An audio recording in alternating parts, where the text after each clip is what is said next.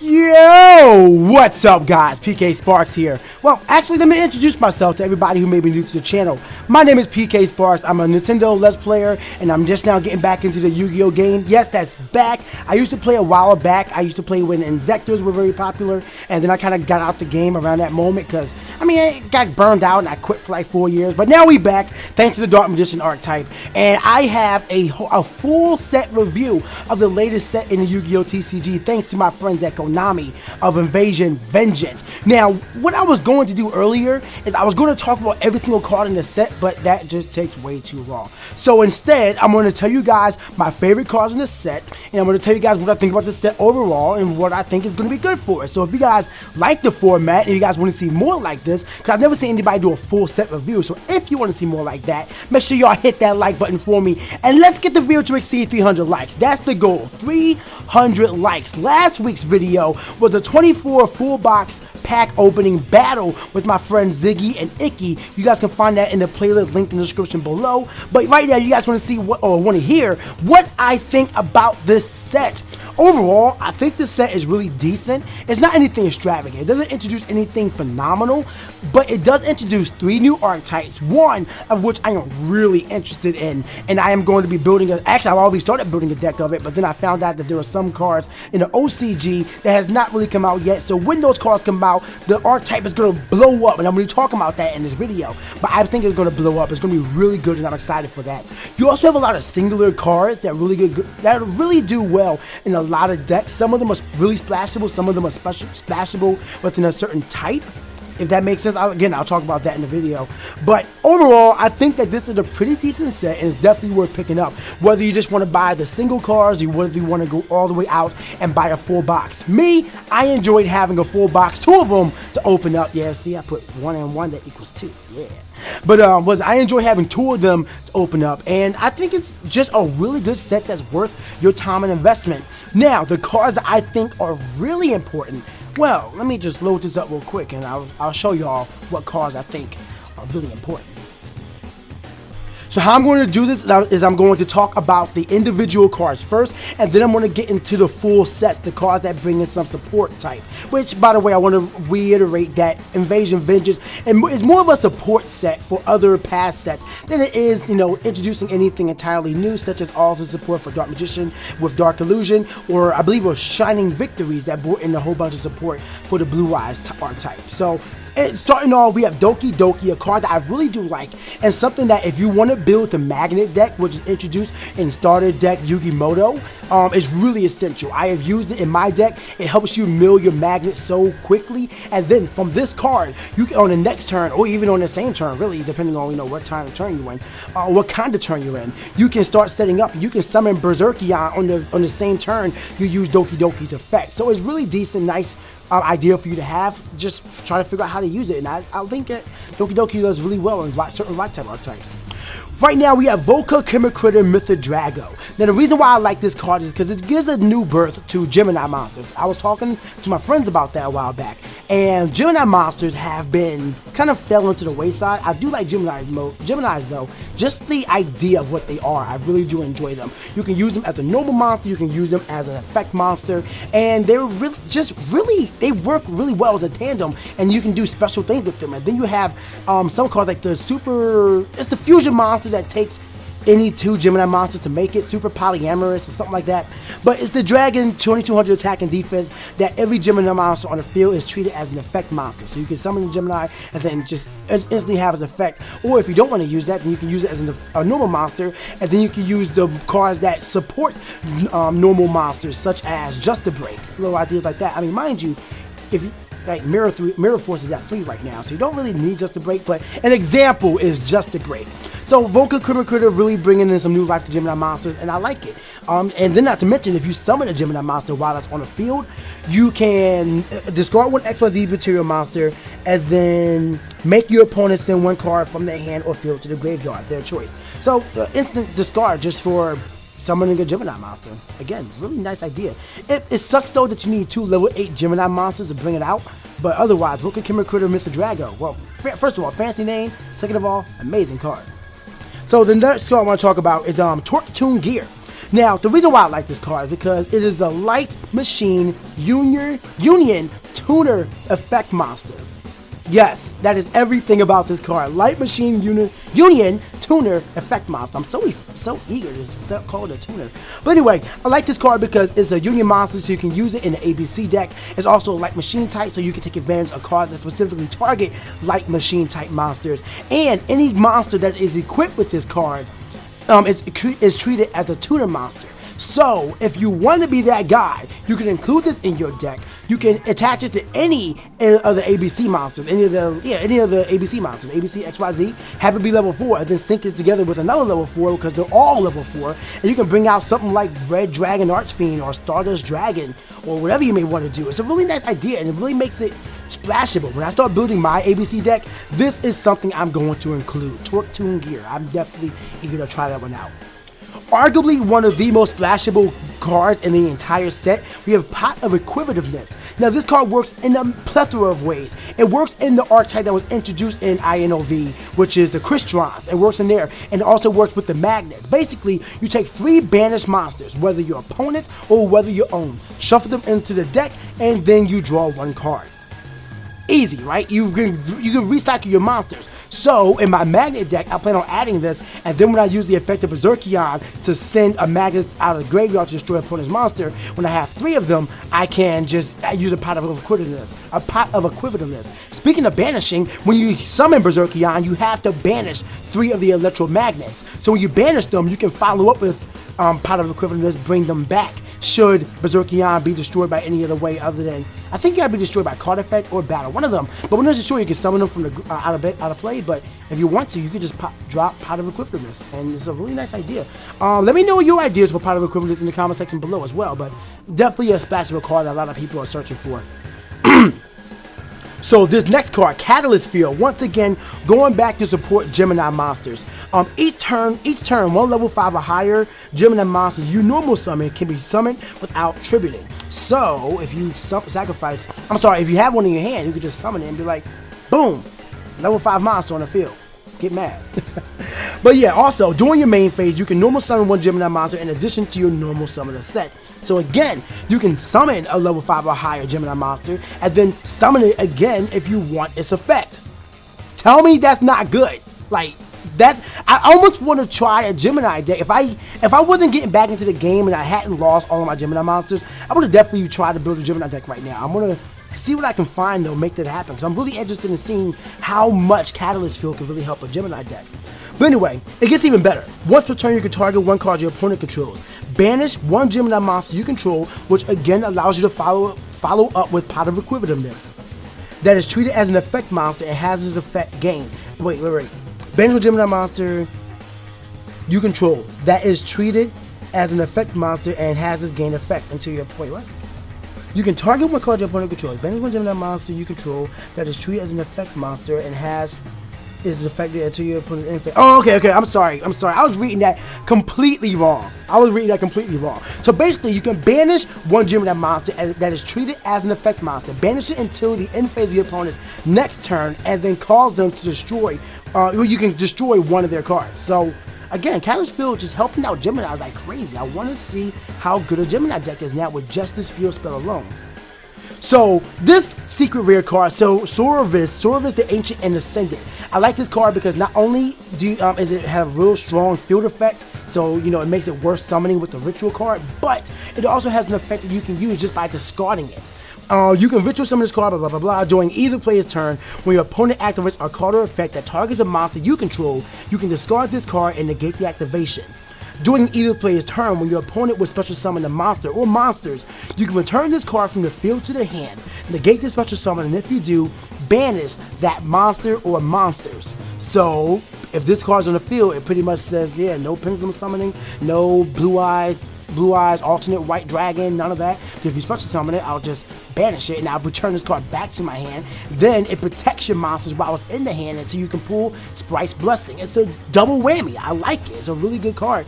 And I mean, I don't know if this card's supposed to work with a specific archetype or not, but if it is, then I want to see what it can work with, because Sauravis, decent card, especially worth the rarity as well.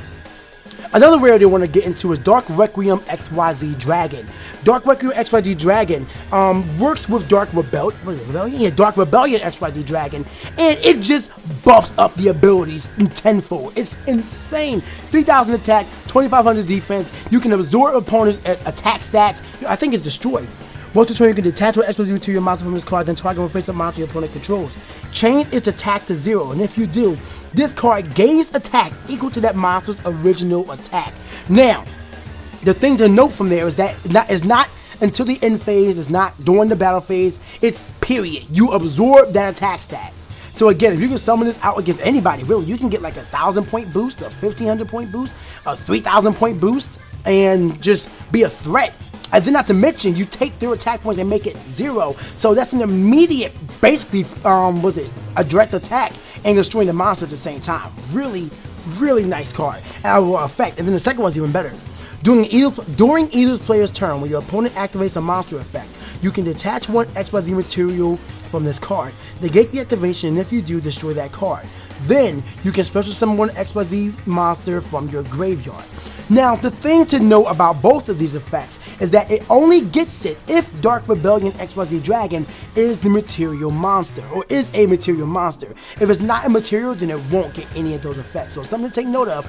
So, I'm not even sure how you're supposed to summon this, to be honest.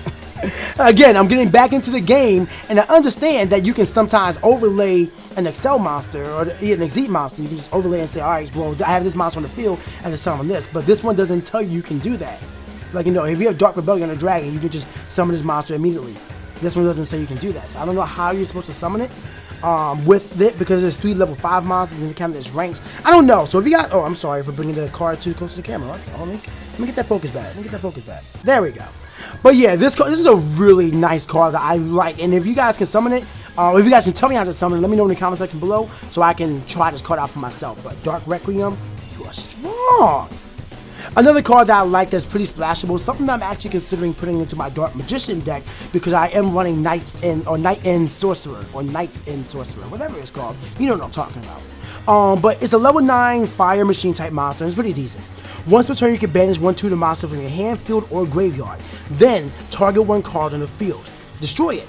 If this synchro summon card is destroyed by a card effect and sent to the graveyard, you can target one of your banished tuners and add it to your hand. 2,700 attack, 18 defense, definitely not a bad monster. I mean, it's not the greatest thing, but the fact that you can just summon a pretty good beat stick and just destroy one thing, and then you can bring back a tuner monster that you banished if he's destroyed by a card effect, rather decent. So I'm not mad at it. Vermilion Dragon Mech felt it worth mentioning. Probably the most highlighted card in the entire set. Totally awesome. Yes, the name is totally awesome. No, it's not spelled totally. It's Toad-Ali. But you know what? It's a pretty darn cute card. It looks like it's 2 falls looking like a Sunday, and this effect is bonkers. I faced this in a duel at my local last week, and it blew me back. By the way, fun fact, whenever I go to my local, I tweet about my events and my matches, what I'm doing on Twitter. So if y'all want to follow me on Twitter, link is in the description below. Love to see y'all come through and talk about some Yu-Gi-Oh nonsense. I normally tweet about it late at night, but I mean, whenever you guys want to talk about Yu-Gi-Oh, just at me and I'll talk about it. But anyway, going into Totally Awesome. Oh, by the way, I know this card is mainly meant to work with frogs, but it works on its own. I'll tell you guys about it in a second. Once per turn during the standby phase, you can detach one XYZ material monster from this card, special summon one frog monster from your deck. Once per turn during either player's turn, when your opponent activates a spell or trap card or monster effect, you can send one aqua type monster from your hand or face up on the field to the graveyard. Now, I need to mention that Totally Awesome is an aqua water type monster, so he meets the requirements. Negate the activation, and if you do, destroy that card. Then you can set it to your field. You can set it to your field. So if your opponent activates Raigeki while this card's in the field, you can sacrifice Totally Awesome, negate it, destroy it, and then take that card and set it on your side of the field for your own use. That's a pretty wild effect, and you can use this against spells, traps, or monsters. that's so omnipotent. He's a god on the field, and 22 attack isn't a bad option. So if you try to activate any effect to especially some of the monsters strong enough, you have to get past Totally Awesome first. So if you have monsters that can negate a monster effect while it's on the field, Totally Awesome will just negate that. If you try to Divine Wrath, well, actually, I don't know. Divine Wrath wouldn't work. Divine Wrath is like up there. It's the counter. You can't stop a counter trap. That's just another counter trap. At least it's the last time I knew about the game. But anyway, it's a really decent card. And then the other effect, if this card is sent to the graveyard, which if you use the effect to negate your opponent's effect, and you can send Totally Awesome to the graveyard, then you can get this effect. If this card is sent to the graveyard, you can target a water monster in your graveyard and add it to your hand. Dude. So you can bring back Totally Awesome, put it back in your extra deck. Just saying. It's a wild card, man. It is a wild card. So, Starving Venom Fusion Dragon. Now, this card works in a plethora of decks. I'm considering adding it to my Dark Magician deck, but that means I would have to run Polymerization, and I'm already running the Eye of Timaeus. I don't really want to run Polymerization, because then Eye of Timaeus is going to weird. It's a whole mess of thing. But Starving Venom Fusion Dragon is a 8-star fusion dark type monster, or dragon type monster, with, you need to book Starving Venom Fusion Dragon is a dark attribute dragon type monster that is special summoned by any 2 dragon type monsters except for tokens. Any 2. And this effect goes in, which is why I say it's pretty splashable. Not in any deck, but it works if you're running a mainly dark type deck and you have Polymerization, i.e. Red Eyes. Starving Venom does so well. If this card is fusion summoned, you can make this card gain attack equal to 1 special summon monster your opponent controls until the end phase of this turn. Once per turn, you can target 1 level 5 or higher monster your opponent controls. Until the end phase of this turn, this card's name becomes the monster's original name, and replace this effect with that monster's original effects. If this fusion summon card is destroyed, you can destroy all special summon monsters your opponent controls. Again, just by needing any 2, you can summon it, take your opponent's attack stat, destroy them immediately, and then if this card is destroyed, you can destroy all cards of a special summon on your opponent's side of the field. Boom. Boom. Such a decent card. I want to run a Red Eyes deck just so I can use this. But even though I don't have a Red Eyes deck built right now, my boy Ziggy is building it, so you can expect to see this in his deck profile. We were talking about it, and he's like, yeah, this card is definitely going in without a doubt. And I don't blame him. It's a really solid card, especially with him using Polymerization for his Red Eyes and whatnot. Why not? Why not?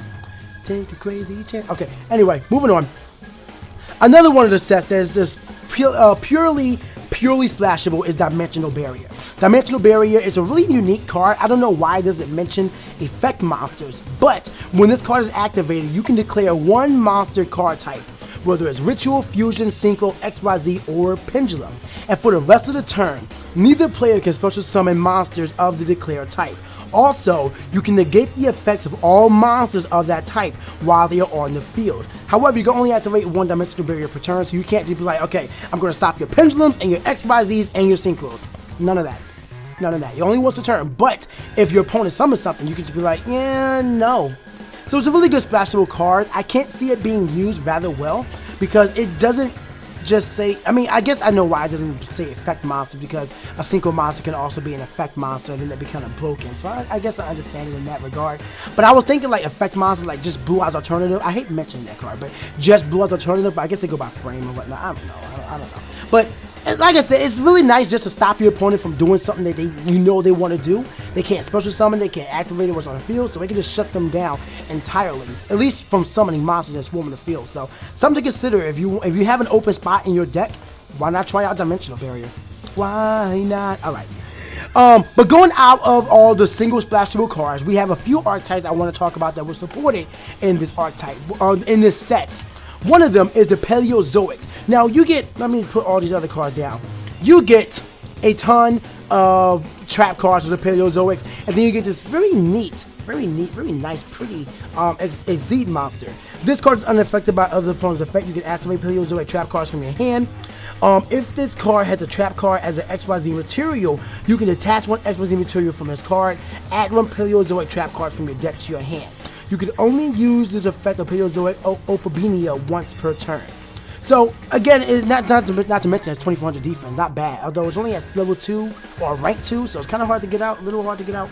But otherwise, you have all these trap cards, and it just works rather nice. So if you enjoy the Paleozoics, this is another set you want to invest in because again, pretty good support for your archetype. Now, the deck that I am highly interested in right here, this is the end all. This is the new set that was the new archetype that was introduced in INOV, and it is the Crystons. Well, get that focus. There we go. So I absolutely adore the Crystons. I love the way they work. They're another archetype that works really well with Pot of Equitativeness. The way they work is by synchro summoning on your opponent's side of the field or opponent's turn. You have your own synchro tuner monster, and there we go, and Cryston Aquatics. You have Cryston Phoenix, where when this card is summoned, let me see, if this card is synchro summoned, you can banish all spell and trap cards your opponent controls and in their graveyard. So bye-bye, Return of the Dragon Lords. Nobody cares about you. All those effects that like to activate have a second effect in the graveyard. You can just say, yo, get banished. Get banished. Also, if this card is synchro summon, if this synchro summon card is destroyed by card or battle effect, by battle or card effect, you can target one other monster in your graveyard and special summon it. Target one other monster. So it's not even limited to just Crystons. Any other monster. Now, the only thing about Cryston Phoenix is that you need a tuner synchro monster to summon him, and he's level 9. Yeah, he's level 9. But otherwise, it's not really a big problem either. I don't know why you're right here. It's not even a big problem either because this deck works on synchro summoning on your opponent's turn. So if they try to target with something, you can just say, nah. Citri is one of the best cards in this entire archetype right now because of how it works. If you're during your opponent's main phase or battle phase, you can target one tuner monster in your graveyard, special summon it, but it has its effects negated, if any. And if you do, immediately after this effect resolves, synchro summon one machine type synchro monster using only that monster and this card. This is a quick effect. These synchro materials are banished instead of being sent to the graveyard. You can only use the effect of Cryston Citri once per turn. Now again, because they're banished, Pot of Equitativeness comes into play. You see how good this archetype is? You can just summon, bring back a level 2. Actually, aren't they all level 2? No, most of them are level. Actually, no. The only one's level 2 is Cryston Parasital. But you can bring back Parasital with Crystri, summon Aquatics, and then Aquatics effect. During your opponent's main phase or battle phase, you can immediately after this effect resolves, synchro summon one synchro monster using materials including this card you control. Yeah, including the cards you control. If this synchro summon card is destroyed by battle or card effect, you can target one Cryston monster in your graveyard, except the synchro monster, and special summon it. It's a recycling thing. It works with itself. You can summon this thing and then immediately say, I'm going to summon again with something that's on the field. Get out your bad boy Cryston Phoenix, and now what they're going to do? What they're going to do. And then when this thing gets destroyed, you can bring back any monster from your graveyard. You can bring back Aquatics, or you can bring back Amatrix. Amatrix is a pretty decent effect as well. If this card is synchro summon, you can change all face-up special summon monsters your opponent controls to defense position. If the synchro summon card is destroyed by battle or card effect, you can target one Cryston monster in your graveyard, except the synchro monster, and summon it. Which again, you have Parasital, you have Thysvern, you have Vosnik, you have Smyger, you have all these spell and trap cards, you have Quan as well. It's a really good archetype, and I want to make this archetype work. So I am really looking forward to it, right? I'm just gonna put Cryston Phoenix. He's like the star to me. He is the star. But Cryston Phoenix, all of them are really nice, and I love this archetype. If you buy INOV for any other reason, for no other reason, you need to get into this archetype and see what it's all about, because I promise you, when more support comes out for it in the next set, I believe it's called Raging Blast, you're going to want to be a part of this deck. I feel like it's going to be a top contender. Definitely not to the point of like ABCs, but I have high hopes for the Crystron set. But that is it. That is my review of INOV. It's my first time doing something like this. So let me know in the comment section below what you thought of the format. And if you think I should change it up in any way, let me know in the comments. But if you enjoyed it no matter what, hit that like button for me. Let's try to get the video to exceed 300 likes. Make sure you guys check out last week's video when I opened up a pack battle of full 24. If you guys don't know what a pack battle is, again, all the rules are explained on that video. So check it out. Link is in the description below. Check out all the other content as well. I'm not just Yu-Gi-Oh! I do Mario, Pokemon Sun and Moon is beginning this week. I'm doing a Pokemon Y Nuzlocke, Mario Kart Mondays. Legit, I am a gamer. So if you like games, this just may be the channel for you. But it's time for me to dip. Make sure you guys stay hot, and I'll see y'all next time.